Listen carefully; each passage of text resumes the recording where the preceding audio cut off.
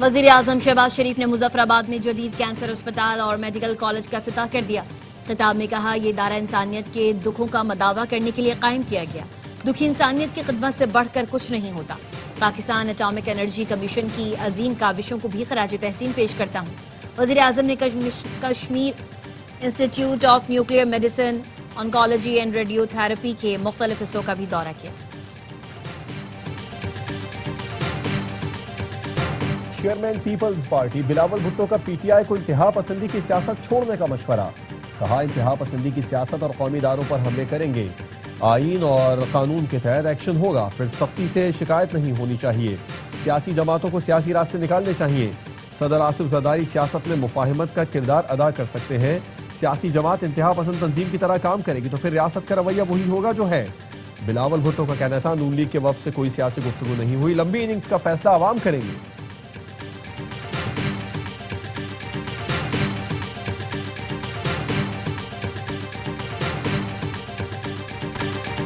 عمران فاروق کو بانی M Q M نے قتل کروایا۔ رہنما ایم کیو ایم پاکستان مصطفیٰ کمال کا الزام۔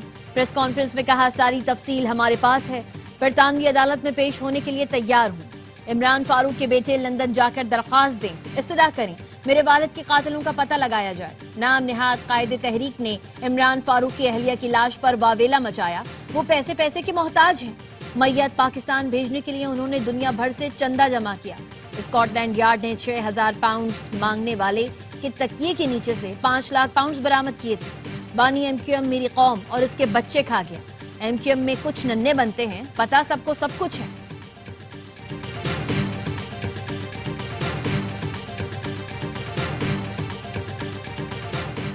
اسلامی ملکوں نے اسرائیل کی جانب سے صومالیہ کے خطے صومالی لینڈ کو تسلیم کرنے کو یکسر مسترد کر دیا۔ اسلامی تعاون تنظیم اور 22 اسلامی ممالک کے وزرائے خارجہ کا مشترکہ اعلامیہ جاری۔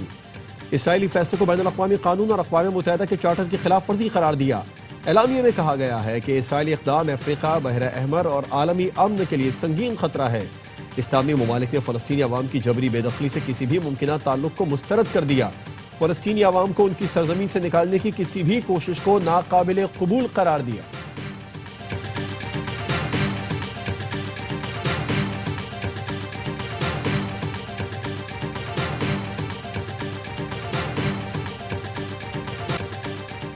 پاکستان کی موثر سفارتکاری نے وائٹ ہاؤس کا ماحول بدل دیا۔ برطانوی جریدے دی ٹیلی گراف نے پاکستان کی سفارتی فتح پر مہر لگا دی۔ آرٹیکل میں لکھا، ٹرمپ کے پہلے دور کی تلخی کے باوجود پاکستان نے واشنگٹن میں دوبارہ مضبوط جگہ بنا لی۔ واشنگٹن میں بھارتی لابنگ کے باوجود اس بار پاکستان کو واضح سفارتی سبقت ملی۔ پاکستان کو کئی ممالک کے مقابلے میں بہتر تجارتی ٹیرف رعایتیں دی گئیں۔ وزیر اعظم اور فیلڈ مارشل سید عاصم منیر کو اوول آفس میں براہ راست رسائی ملی۔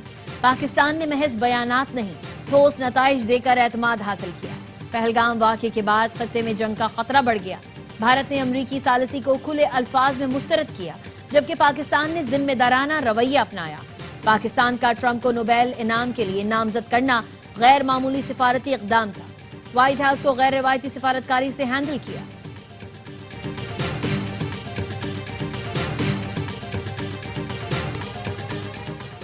نائب وزیر اعظم اسحاق ڈار اور مصری وزیر خارجہ کا ٹیلی فونک رابطہ، دو طرفہ تعلقات میں مثبت پیش رفت پر اطمینان کا اظہار۔ صومالیہ کی صورتحال سمیت علاقائی اور عالمی صورتحال پر تبادلہ خیال۔ ترجمان دفتر خارجہ کے مطابق پاکستان اور مصر نے خطے میں امن، استحکام اور ترقی کے فروغ کے عزم کا اعادہ کیا۔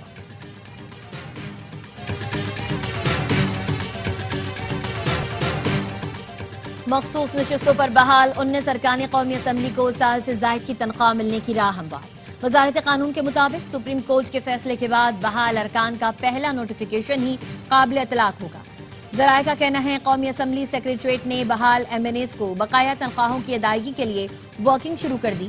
اسپیکر قومی اسمبلی کی حتمی منظوری کے بعد جنوری میں ادائیگیاں متوقع۔ 19 ایم این ایز کو بقایا جات کی مد میں 11 کروڑ سے زیادہ دیے جائیں گے۔ فالوورز تو بنائے جا سکتے ہیں، حقیقی انگیجمنٹ تخلیق نہیں کی جا سکتی۔ پی ٹی آئی کی سیاست جھوٹ اور منفی بیانیے پر مبنی ہے۔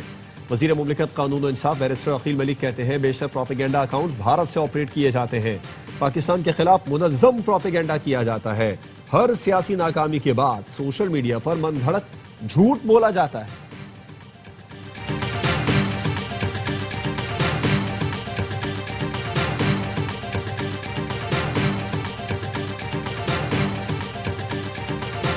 وزیر داخلہ محسن نقوی اور وزیر مملکت طلال چودھری کا سیف سٹی ہیڈ کوارٹرز کا دورہ۔ وزیر داخلہ نے جدید ٹیکنالوجی کے ذریعے امن عامہ کے اقدامات کا مشاہدہ اسلام آباد کیا۔ کہا پاکستان کا پہلا شہر کیپٹل سمارٹ سٹی بنے گا۔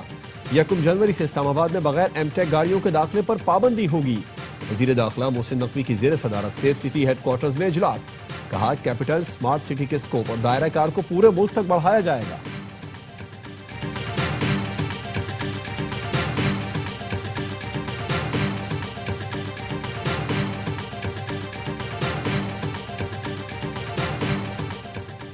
بھارت نے طالب علم رہنما عثمان ہادی کے قاتلوں کو میگھالیہ میں پناہ دے رکھی ہے۔ بنگلہ دیش پولیس کا انکشاف۔ ڈھاکہ پولیس کا کہنا ہے عثمان ہادی کے قتل میں ملوث 2 مرکزی ملزمان فیصل کریم مسعود اور عالمگیر شیخ بھارت فرار ہوئے۔ عثمان ہادی کا قتل منصوبہ بندی کے تحت کیا گیا۔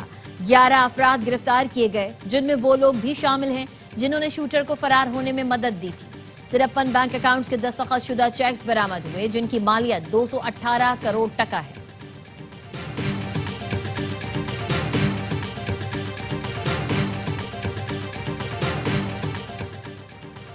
کراچی کے علاقے سہراب گوٹ گندا منڈی کے قریب گھر سے پھندا لگی 4 لاشیں ملی ہیں۔ مرنے والوں میں 3 بچے اور خاتون شامل۔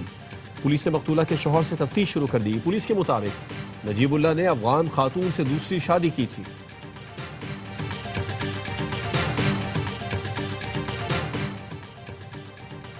تحریک اور مذاکرات کا اختیار محمود خان اچکزئی اور علامہ راجہ ناصر عباس کے پاس ہے۔ مجھے اسٹریٹ موومنٹ کی ہدایت ملی ہے، وہ کام کر رہا ہوں۔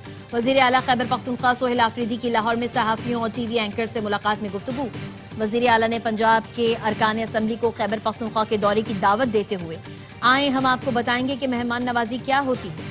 میرے جلسے کا چیلنج آج بھی موجود ہے۔